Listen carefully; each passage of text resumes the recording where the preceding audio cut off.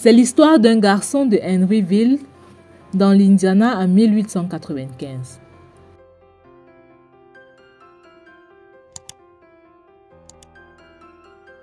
Quand il avait 6 ans, son père est décédé.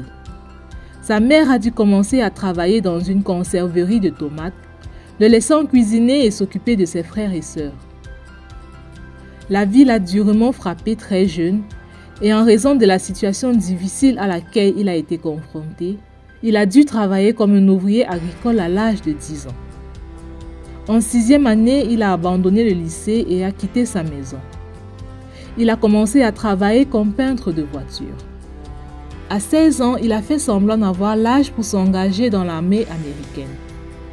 Après avoir été libéré honorablement 1 an plus tard, il a commencé à travailler comme ouvrier ferroviaire. Il a étudié le droit à l'université du coin jusqu'à ce qu'il ruine sa carrière juridique en se battant.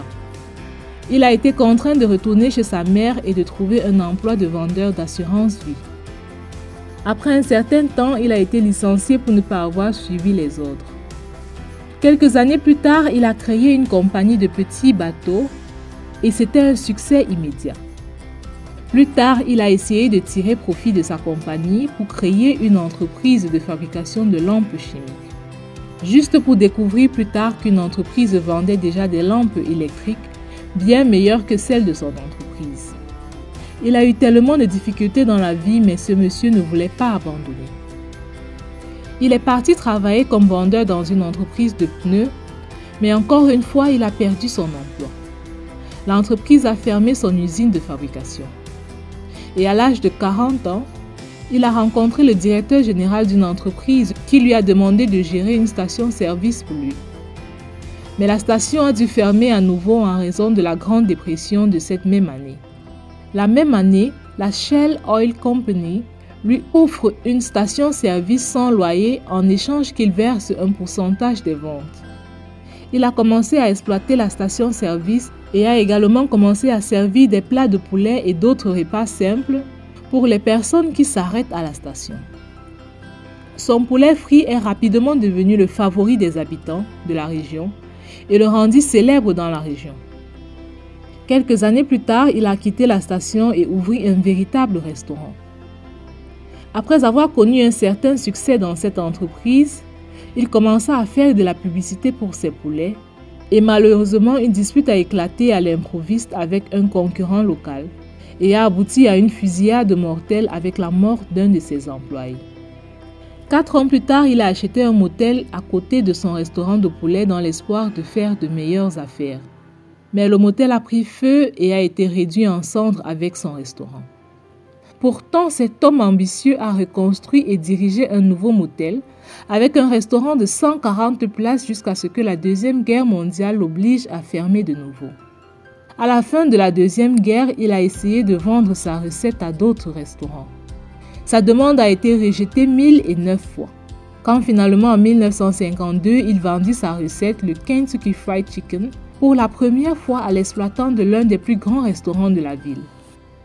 Cela est rapidement devenu un succès et par conséquent, plusieurs autres propriétaires de restaurants ont signé franchise et lui ont payé 4 cents par poulet vendu. Cependant, les bons moments n'ont pas duré longtemps. Son propre restaurant a été paralysé quand une autoroute inter-État a été construite, réduisant ainsi le trafic des clients. Il a alors vendu son restaurant et s'est retrouvé avec ses économies et $500 par mois de la sécurité sociale. Il a donc finalement poursuivi son rêve de franchise de poulet à l'échelle nationale et a parcouru les États-Unis à la recherche des restaurants appropriés. Il a ouvert un nouveau restaurant et le siège de sa société en 1959. Il dormait souvent dans l'arrière de sa voiture. Il visitait des restaurants en proposant de cuisiner du poulet et si le propriétaire l'aimait, il négociait une franchise. En 1965, à l'âge de 75 ans, il ne faisait que commencer. Après des années de refus, d'échecs et de malheurs, le concept de franchise de Colin L. Sanders est devenu très fructueux.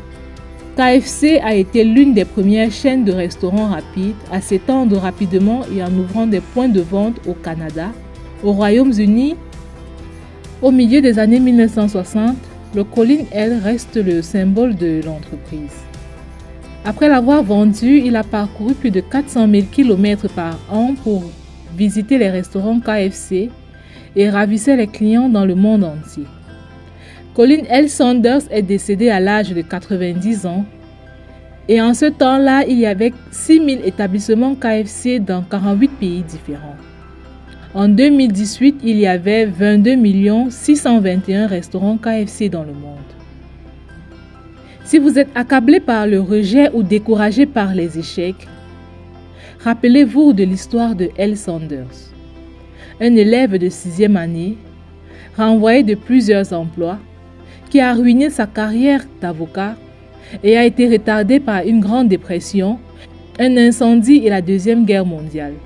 Et pourtant, il est devenu le cuisinier le plus célèbre du monde après avoir atteint l'âge de la retraite.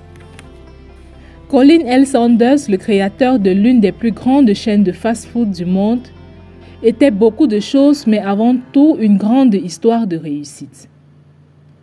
Nous pouvons apprendre que malgré des milliers de rejets et de malheurs, le dévouement et le travail acharné peuvent créer le succès indépendamment de l'âge. Merci d'avoir regardé et restez bénis. C'est Espace Motivation.